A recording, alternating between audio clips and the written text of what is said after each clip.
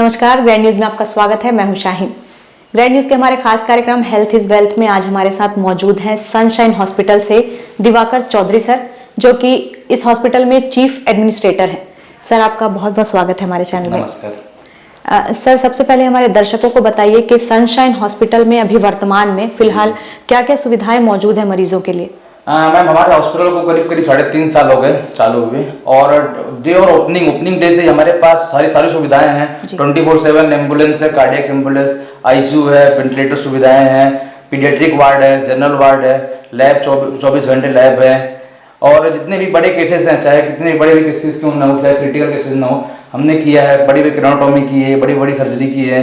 अभी वर्तमान में एक पेशेंट एडमिट था जो करीब बहुत लंबे टाइम तक वेंटिलेटर में था, उसके बाद उसको ठीक करके वापस नॉर्मल उसको डिस्चार्ज किए हैं। हमारे पास सुविधाएं में स्पेशली एक्सरे है, सोनोग्राफी है, एंजियोग्राफी है, फिर कार्डियक्स के लिए पूरा डॉक्टर की टीम है ना, वेंटिलेटर है ना, इको है, एंडोस्कोपी है ना, बहुत सारी ऐसी मतलब हर एक केसेस को हैंडल कर सकते हैं। डिलीवरी के लिए पूरा लेबर रूम है हमारे पास, 24 घंटा गायनिक है, पीडियाट्रिक है, फिजिशियन है, न्यूरो सर्जन है, पूरी डॉक्टरों की टीम है, मैक्सोफेशियल सर्जन है, एनेस्थेटिक है।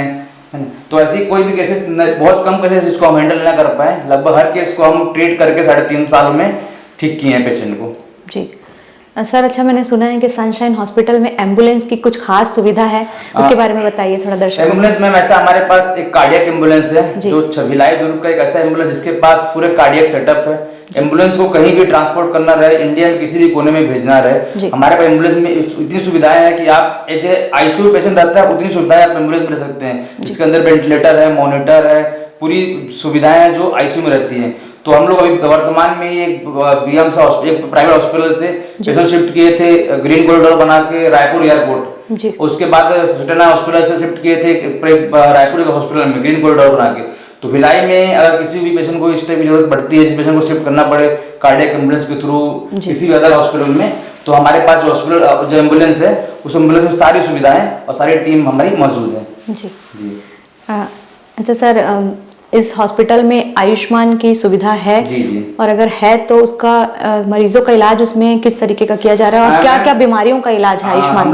हम लोग हॉस्पिटल करीब 3.5 साल हो गए। 3.5 साल में हम लोग करीब 5-5.5 हजार पेशेंट को आयुष्मान कार्ड के थ्रू निःशुल्क में इलाज किए हैं, जिसके अंदर सारी बीमारी जितनी भी होती है, सारी बीमारी आयुष्मान कार्ड के थ्रू निःशुल्क इलाज किए हैं। सर, जैसे कौन कौन सी बीमारियां बताएंगे? किसी भी तरह की बीमारी हो, नॉर्मल डिलीवरी हो, या फिर किसी को कुछ भी इशू है, पेट में इशू है, या फिर कोई भी किडनी प्रॉब्लम है, या फिर हेड इंजरी है, या फिर कोई कार्डियक प्रॉब्लम है, तो भी हम आयुष्मान कार्ड में सब कुछ कवर करके निःशुल्क तरीके से उनका इलाज किए हैं। तो करीब 3.5 सालों हमारे हॉस्पिटल हो गए। तो 3.5 साल में करीब 5-5.5 हजार पेशेंट का हम निःशुल्क इलाज करके उनको ठीक किए हैं। जी। सर, छत्तीसगढ़ और केंद्र सरकार के मतलब अधिकारी और कर्मचारियों का यहाँ पे इलाज मैंने सुना है, तो उसके लिए क्या क्या सुविधाएं देते हैं आप? मैम, हमारे यहाँ सीएससीबी जो सेंट्रल गवर्नमेंट के एम्प्लॉय हैं, स्टेट गवर्नमेंट के एम्प्लॉय, उनसे भी टाई अप हमारे हैं। उसमें भी करीब 500-550 स्टाफ जो सेंट्रल गवर्नमेंट और स्टेट गवर्नमेंट के थे, उनके भी हम इलाज किए हैं, चाहे वो किसी भी तरह की बीमारी, चाहे कुछ भी हो करके लगभग सारी बीमारी हमारे यहाँ कवर होती है। तो हमने लगभग 3.5 सालों में सेंट्रल गवर्नमेंट स्टेट गवर्नमेंट दोनों के एम्प्लॉय के ट्रीटमेंट किए हैं। अभी हाल ही में एक पेशेंट एडमिट था जो सीएससीबी के थे, उनको भी अभी कुछ ट्रीट करके डिस्चार्ज किए हैं। अच्छा सर, और जैसे मैंने सुना मैक्सिमम इंश्योरेंस कंपनी भी आप लोगों के साथ में एक उनका भी टाई अप है? लगभग जितनी प्राइवेट इंश्योरेंस कंपनी है, जितनी भी टीपी है, इंश्योरेंस कंपनी है, हमसे टाई अप है। हम उसके थ्रू भी जितने भी मैक्सिमम पेशेंट के इलाज करते हैं, जितनी प्राइवेट कंपनी है उन सबका भी कैशलेस में इलाज हमारे यहाँ होता है। जी। अच्छा सर, जैसे भविष्य में इस हॉस्पिटल में अभी आपकी और भी बहुत सारी योजनाएं होंगी, बहुत सारी प्लानिंग होगी, क्या क्या प्लानिंग है लेके मरीजों के? कर रहे हैं आगे हम सिटी स्कैन रखें अपने हॉस्पिटल में, एमआरआई रखें, थोड़ा एक्सपांशन करें, कुछ चीजें प्लस करें, कोशिश करेंगे कि आगे फ्यूचर में हम कार्डियक सेटअप भी लेकर आए, है ना। धीरे धीरे जैसे पब्लिक की सपोर्ट मिलती रहे, उस बढ़ाते हैं काम को अपने। जी सर। जी। अच्छा सर, सनशाइन हॉस्पिटल में जो स्टाफ है, यहाँ की जो फैकल्टी है, टीम है, उसका टीम वर्क बताइए कैसा है? हमारे स्टाफ जो है, चाहे नर्सिंग स्टाफ हो, चाहे वो बिलिंग स्टाफ हो, चाहे वो फार्मेसी स्टाफ हो, मतलब जितने भी स्टाफ है, इवन हाउस कीपिंग स्टाफ भी है, जो लोग बहुत अच्छे से और बहुत दिल से काम करते हैं। इसीलिए आप देखें हॉस्पिटल काफी क्लीन एंड मेंटेन है करके। हमारे यहाँ कोई भी पेशेंट अगर एडमिट होता है तो वो क्लियर बोलता है कि इतना क्लीन है साफ हॉस्पिटल आपने नहीं देखे, क्योंकि सर हमारा स्टाफ काफी फ्रेंडली है, काफी कोऑपरेटिव है, पेशेंट से काफी अच्छे बिहेव करते हैं। तो इसीलिए आप अगर देखेंगे गूगल रिव्यू में तो हमारे काफी अच्छी रेटिंग है गूगल में, पेशेंट जो रिव्यू देते हैं। तो अभी कुछ दिन हम अपने सर्विसेज और अच्छे कर रहे हैं और इम्प्रूव कर रहे हैं, ताकि यहाँ की जो लोकल पेशेंट है या फिर जो यहाँ की लोकल जनता है उनको हम अच्छी सुविधा दे सके करके। सर और स्पेशल क्या सुविधाएं हैं इस हॉस्पिटल में जो खास हो बहुत? स्पेशल ऐसा क्या होता है, हर कोई भी पेशेंट अगर मान लीजिए फॉर एग्जांपल इधर रोड पे जाता है, किसी को ट्रॉमा एक्सीडेंट हो जाता है जी। तो आप अगर देखेंगे भिलाई से लेकर रायपुर के बीच में कोई ऐसा सेटअप नहीं है जिससे पेशेंट को मैनेज कर सके या फिर ऐसा कुछ। लेकिन हमारा एक हॉस्पिटल आने के बाद बहुत सारे पेशेंट हम जान बचाए हैं, जो पावर हाउस या रायपुर के बीच में किसी भी कारणवश एक्सीडेंट या दुर्घटना हो जाती है तो नियर पे हमारे हॉस्पिटल में लेकर आते हैं। तो हमारे पास पूरी डॉक्टर की टीम है, ठीक, जो उस पेशेंट को मैनेज करेगा, अच्छे से ठीक करेगा और एडमिट करेगा। अभी हाल में ही इधर कुमारी के पास एक पेशेंट था जो रेलवे में गवर्नमेंट ऑफिसर थे, वो जा रहे थे घर पे कुछ काम से लेकर, उन्होंने बाइक में किसी ने हिट कर दिया, वहाँ हेड इंजरी उनको अच्छे से लग गई, चोट लग गई। उसके बाद वो लोग लेकर आए, रेलवे स्टाफ थे, हम लोग उसको मैनेज किए, पेशेंट को करीब 12 घंटे हमारे पास था, पेशेंट स्टेबल हुआ। तो उन्होंने अपना जो टाई अप थे रेलवे के अभी जो हायर अटेंडेंट थे वो ले गए, तो उन्होंने उनके पूरे ऑफिसर लोग आए थे तो लोग काफी अच्छे से बिहेव किए जी। मतलब ये हॉस्पिटल आने से यहाँ के लोकल पब्लिक को काफी सुविधाएं मिली हैं जी सर, बहुत सारी जानें बची हैं। अच्छा सर, हमारे दर्शकों को बताइए कि कुछ ऐसे गरीब तबके के भी लोग होंगे जो आते होंगे इस हॉस्पिटल में, तो जो आर्थिक रूप से मतलब मजबूत नहीं है, उनके इलाज की क्या सुविधाएं हैं इस हॉस्पिटल में? नहीं, हम जो एकदम आर्थिक रूप से गरीब हैं, कमजोर हैं और उनके पास स्मार्ट कार्ड भी नहीं है, पैसे भी नहीं है, तो हम ऐसे ही पेशेंट को ट्रीटमेंट करते हैं जिसके पास बिल्कुल भी कोई चीज नहीं है। तो ये क्या होता है, कभी कभी आदमी मजबूरी में कुछ कर नहीं पाता, कुछ नहीं कर पाता, तो हम लोग कभी हर हफ्ते में कुछ फ्री कैंप लगाते हैं, फ्री ट्रीटमेंट देते हैं। किसी पेशेंट को फ्री में एम्बुलेंस से ड्रॉप करना है, कहीं छोड़ना है, वो भी करते हैं। कोई एकदम ही पेशेंट गरीब है जो एकदम कैपेबल नहीं है ट्रीटमेंट के लिए, तो भी हम पैसे के लिए पेशेंट को रिफ्यूज नहीं करते हैं। हम चाहते हैं पेशेंट ठीक हो तो हमको उसका कुछ बेनिफिट ही मिलेगा, तो किसी पेशेंट को पेमेंट के लिए या फिर पैसे लेकर हम ट्रीटमेंट में कोई कॉम्प्रोमाइज नहीं करते हैं। गरीबों के लिए काफी मतलब हेल्पफुल रहता है वो चीजें जी। बहुत बढ़िया सर, बहुत अच्छी बात कही आपने। और जो आपने जो शिविर बताया कि वो कितने महीनों में आप लोग शिविर का आयोजन करते हैं? 2 महीने से कंटिन्यू फ्री ओपीडी कैंप चला रहे हैं। आप किसी भी डॉक्टर को दिखाते हैं हमारा, चाहे वो फिजिशियन हो, चाहे वो गायनिक हो, चाहे वो पीडिया हो, चाहे किसी भी डिपार्टमेंट को, तो आपको ओपीडी स्लिप कटवाने की जरूरत नहीं है। पिछले 2 महीने से हमारी फ्री ओपीडी सुविधा चल रही है, कोई भी आए फ्री में ओपीडी आप दिखा सकते हैं पेशेंट को। इवन आप जो भी जांच कराएंगे लैब जांच, उसमें भी आपको अप टू 50% डिस्काउंट मिल रहा है, फार्मेसी में आपको डिस्काउंट दे रहे हैं। ये सब सुविधाएं भी चल रही है वर्तमान में जी सर। तो ये थे सनशाइन हॉस्पिटल के chief administrator Diwakar Chaudhary sir, जिन्होंने हमें इस हॉस्पिटल की सुविधाओं के बारे में और भविष्य में होने वाली योजनाओं के बारे में जानकारी दी। सर बहुत बहुत धन्यवाद आपका। ग्रैंड न्यूज के हमारे खास कार्यक्रम हेल्थ इज वेल्थ में आज हमारे साथ मौजूद हैं सनशाइन हॉस्पिटल के डॉक्टर विकास अग्रवाल, जो कि एक जनरल फिजिशियन है। सर बहुत बहुत स्वागत है आपका हमारे चैनल। सर अभी ओमिक्रॉन का जो खतरा मंडरा रहा है कोविड-19 के बाद अभी काफी सुनने में आ रहा है, उसके बारे में क्या कहना चाहेंगे आप? उसकी संभावनाएं क्या हैं, कैसे इस बीमारी के बारे में मतलब सुनने में आ रहा है? तो देखिए, ओमिक्रॉन वेरिएंट एक WHO के गाइडलाइन के अनुसार एक वेरिएंट ऑफ कंसर्न है और ये एक प्रकार का कोविड-19 का ही म्यूटेंट वेरिएंट है और उस वेरिएंट के बारे में फिलहाल बहुत ज़्यादा जानकारी नहीं है और इस पे स्टडी अभी चल रहा है। लेकिन फिलहाल अभी तक जितनी जानकारी है उसके अकॉर्डिंग ये वायरस कुछ देशों में काफ़ी तेज़ गति से फैला है और इंडिया में भी उसके केसेस खासकर दिल्ली में और महाराष्ट्र में ज़्यादा देखने को मिल रहे हैं केसेस। और अभी तक जितनी जानकारी है उसके अकॉर्डिंग ओमिक्रॉन वेरिएंट जो है वो ज़्यादा तेज़ गति से एक इंसान से दूसरे इंसान में फैलता है, ऐसा बताया जाता है। और लेकिन केसेस इसमें बहुत ज़्यादा क्रिटिकल होने की संभावना कम है और डेथ केसेस होने की संभावना कम है जी। बस ये है कि ओमिक्रॉन केसेस ज़्यादा तेज गति से फैलता है, ज़्यादा लोगों को इन्फेक्ट करता है जी। तो सरकार ये चाहती है कि ये ज़्यादा और ना फैले और हम कोशिश करें कि क्योंकि जितना ज़्यादा ओमिक्रॉन फैलेगा और जितना लोगों को इन्फेक्ट करेगा फिर म्यूटेशन की संभावना भी बढ़ती है। ओमिक्रॉन से ओमिक्रॉन में और नया म्यूटेशन आया तो और वो उसमें नया वेरिएंट बनने की संभावना है। इसलिए जितने भी हेल्थ एक्सपर्ट्स हैं उनका ओपिनियन ये है कि हम कोशिश करें कि ओमिक्रॉन वेरिएंट ज़्यादा लोगों में ना फैले और फिलहाल यह माइल्ड केसेस के रूप में ही आ रहे हैं। जितने लोग अभी तक इन्फेक्ट हुए हैं उसमें से अभी तक कोई भी केस ऐसा नहीं आया है जो ओमिक्रॉन की वजह से क्रिटिकल हुआ है या उसकी वजह से उसकी डेथ हुई है। तो बहुत ज़्यादा घबराने की ज़रूरत नहीं है। ये ओमिक्रॉन नया वेरिएंट आ रहा है तो एकदम से लोगों की जान चली जाएगी और लोग क्रिटिकल होने लगेंगे, ऐसी कोई बात नहीं है।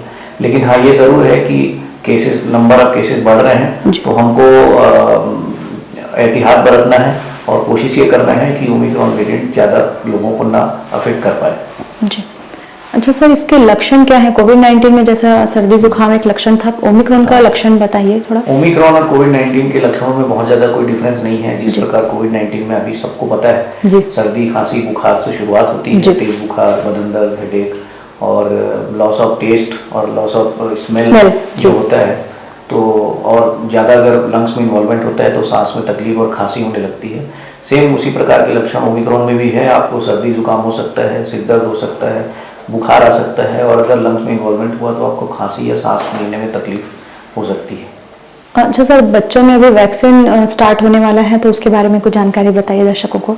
डेफिनेटली सेंट्रल गवर्नमेंट के गाइडलाइन के हिसाब से अब जनवरी के मंथ से बच्चों में भी वैक्सीनेशन की सुविधा स्टार्ट होने वाली है, जो कि एक बहुत अच्छी शुरुआत है क्योंकि एडल्ट्स तो ऑलमोस्ट वैक्सीनेटेड हो चुके हैं और लेकिन बच्चे अभी वैक्सीनेटेड नहीं हैं और बच्चे अभी वल्नरेबल ग्रुप में के कैटेगरी में आते हैं। खासकर ओमिक्रॉन आने के बाद से अभी कंसर्न बढ़ गया है कि बच्चों को इन्फेक्ट कर सकता है।